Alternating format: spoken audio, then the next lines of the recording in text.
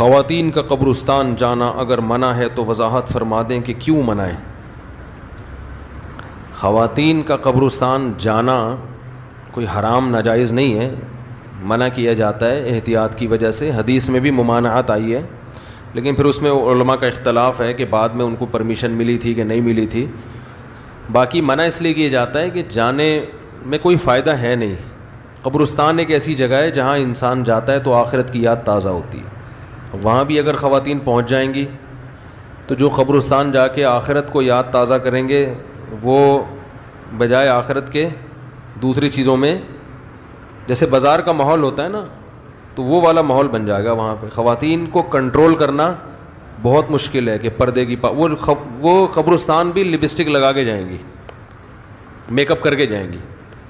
یہ ہوگا کہ نہیں ہوگا؟ اچھا سا کپڑے نکالیں گی، گھر سے جب نکلتی ہیں تو ڈسٹیمپر کے ڈبے خالی ہوئے بغیر کہ کہاں جاتی ہیں۔ تو یہ قبرستان کے آداب جو ہے نا اس پر عمل نہیں کر سکتی، چندے کر لیتی ہیں لیکن میجورٹی کی بات ہوتی ہے نا، یہ نہیں کریں گی۔ پھر وہاں جا کے بھی بہن سناؤ، کوئی دوسری مل گئی وہاں بیٹھ گئی قبر پہ ہی، وہ مردہ کہہ رہا ہے یار کچھ پڑھ پڑھا کے کچھ بخشوانے کی کوشش کرو، وہ اپنے دکھڑے لے کے، اور بہن سناؤ تم کب بیوہ ہوئی؟ وہ کہے گی میں تو فلاں میں ہو گئی تھی۔ اچھا میں تھوڑی لیٹ ہو گئی ہوں بیوہ ہونے میں، ٹھیک ہے نا۔ تیسری کہے گی بس میں تو ابھی ہونے والی ہوں بیوہ۔ تو اچھا عجیب بات ہے، ہمارے یہاں خواتین بیوہ بہت ہوتی ہیں، مرد جو ہے نا وہ جو آئی ڈی کارڈ میں لکھا ہوتا ہے نا رنڈوال کا لفظ کہتے ہیں جو بیوہ کی اپوزٹ ہو نا، تو مرد رنڈوے کم ہوتے ہیں۔ بیوہ میں نے کہتا ہوں کہ یار یہ پہلے اپنے میاں کو قبرستان پہنچاتی ہیں، ٹھیک ہے، تو اس کے بعد یہ اسی راہ پہ سفر شروع کرتی ہیں۔ چند مہینے پہلے نا ایک خاتون آئی ملنے کے لیے، تو وہ اپنے بچوں کی شکایتیں کر رہی تھیں، میرے بچے ایسے میرے بچے ایسے۔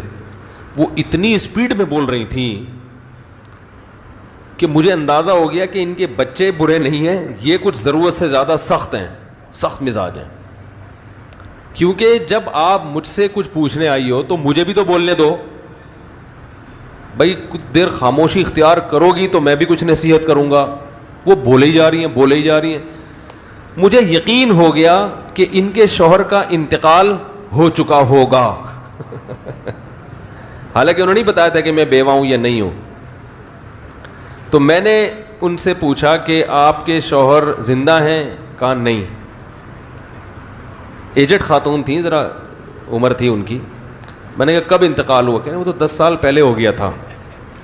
تو میں نے کہا یار 15 سال پھر بھی انہوں نے نکال لیے، بڑی بات۔ شادی کو جو ٹائم ہوا تھا نا، تو میں ان سے کہنے والا تھا کہ وہ تو مجھے پہلے ہی پتا تھا کہ ان کا انتقال ہو چکا ہوگا، وہ تو میں ویسے ہی آپ کی زبان سے اگلوانا چاہ رہا تھا، کیونکہ جو ان کا اسٹائل تھا نا بات کرنے کا، مجھے اندازہ ہوا کہ اگر آدھا گھنٹہ یہ مزید بیٹھی تو میرا انتقال ہو جائے گا، تو شوہر نے 8-10 سال کیسے برداشت کیا ہوگا؟ آپ اندازہ لگاؤ یار، ہے مجھ سے آدھا گھنٹہ یہ برداشت نہیں ہو رہی ہے، تو شوہر نے 10 سال کیسے برداشت کیا ہوگا؟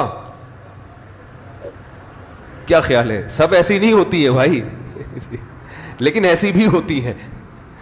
تو وہ پھر بچوں کو میں نے بلایا، میں نے کہا اماں برداشت کرو بھائی، یہ سننے کو تیار نہیں ہے تو سمجھنا تو اگلا اسٹیپ ہے نا۔